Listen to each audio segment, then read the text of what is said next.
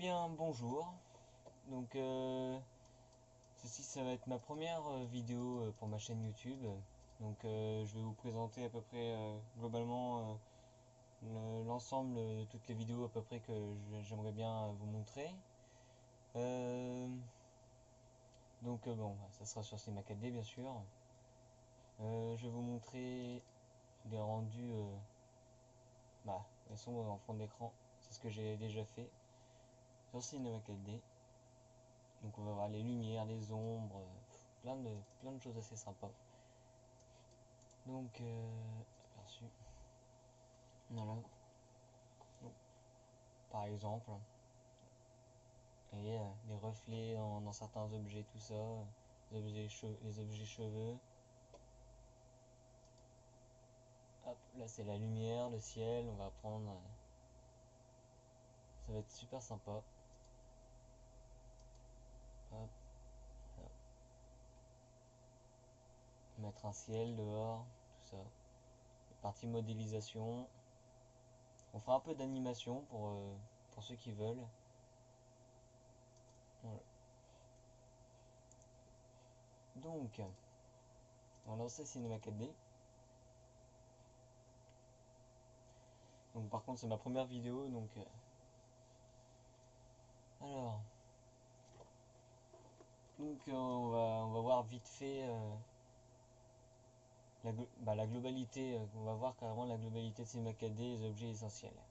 Donc ici on va avoir le pinceau donc qui va nous servir à sélectionner des polygones, des arêtes, des points pour pouvoir les déplacer dans l'espace. Là ça servira à déplacer notre objet, on pourra même le faire avec ça mais bon.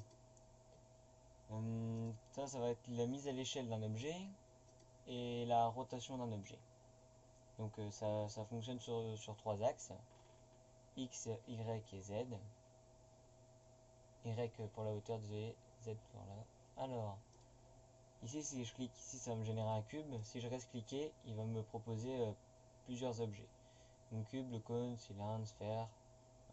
Hop, voilà. Ici on aura les splines, donc les courbes, tout ça. On a déjà des exemples déjà faits.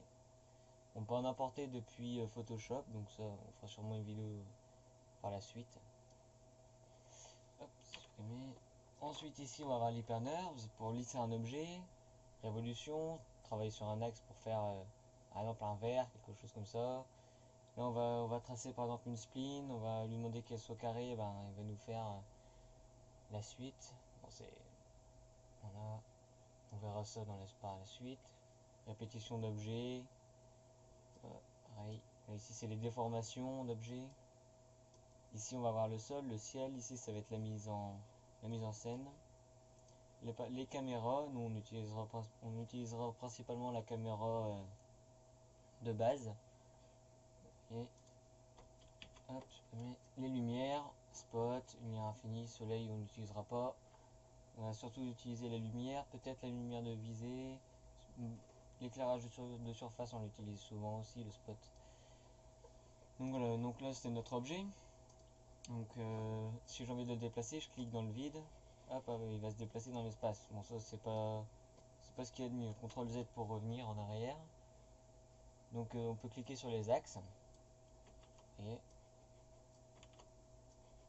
voilà. L'échelle. Donc si je clique dans le vide, là c'est pareil. Hop. Alors, si je clique là-dessus, ça sera pareil par contre. Je vais vous expliquer après comment. Voilà. Donc si j'ai envie de changer, donc la rotation c'est pareil, hein, suivant les axes, tout ça. Donc moi je vais mettre en pinceau de sélection. C'est toujours ce que je mets de base. Si je clique sur le point, hop, je vais pouvoir changer la hauteur. Si je clique sur celui-là, la largeur, la longueur. Je peux cliquer sur le cube, modifier la taille. Voilà.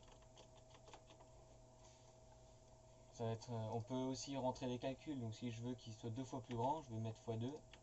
Voilà. Il va me faire automatiquement. Ça va être super avantageant. Parce que pas besoin de calculatrice, tout ça. Hop, la calculatrice est incorporée dessus. C'est super. Et on peut rajouter des segments pour travailler un objet. Par exemple. peux mettre un biseau, et hop, changer le rayon du biseau, subdivision, par un chanfrein. Là. Là, on peut séparer les surfaces, mais c'est plus utile. Donc voilà, par exemple, moi j'ai ça. Et si je me passe aux sélections, je vais me mettre en face. Hop, ben là je peux pas les sélectionner. Donc en fait, on va convertir l'objet en objet polygonal. On clique. Hop, on est bien sur le pinceau, voilà.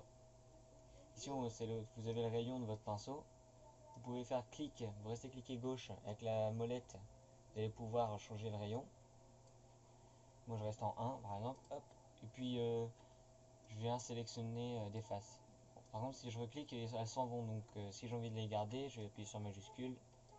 Voilà. Si je bouge, ça sera ce que j'ai sélectionné qui va bouger. Donc voilà. Alors ensuite, si par exemple je vais créer une animation, j'ai envie qu'une rotation se fasse par rapport à un axe spécial, je vais cliquer dessus. Donc par contre, il faudra que l'objet soit édité. Je clique une fois, donc il faut qu'il soit en bleu. Je déplace ici mon axe principal, voilà, et je reclique une fois. Je crée un deuxième cube pour vous montrer, voilà. Si j'appuie sur R sur mon clavier, c'est la rotation, hein, là, et et je tourne sur l'axe rouge, vous voyez, hop, ça va tourner donc ici, l'axe est ici. Par contre, si je tourne celui-là sur l'axe rouge, il va tourner par rapport à l'axe, voilà.